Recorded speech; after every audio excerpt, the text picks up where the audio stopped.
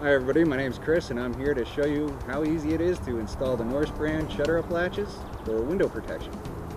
First thing we're going to do here is take measurements of our window. Again, this is for a surface mounted application. Now what we're going to do is put our sheet of plywood up so that we can get where the hooks need to be with the plywood to the window frame.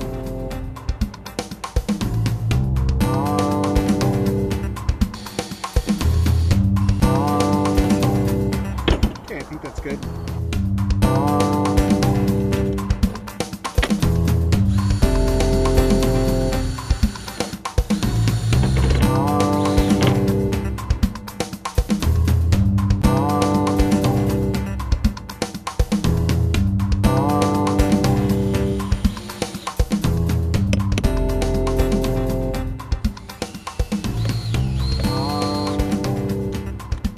Okay, now that the hardware is on, you can take these out of storage. Come storm time, you hang it, you lock it, you're done. So easy, anyone can do it.